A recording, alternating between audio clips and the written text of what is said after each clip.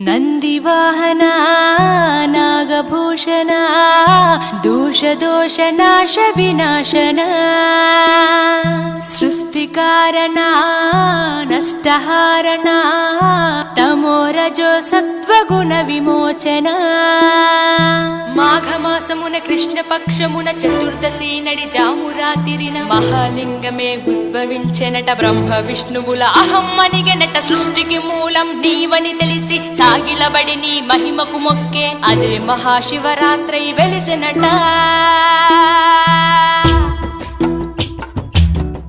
అరే ఓ జంగమా విభూది లింగమా, పక్కన పార్వతమ్మ తలపై గంగ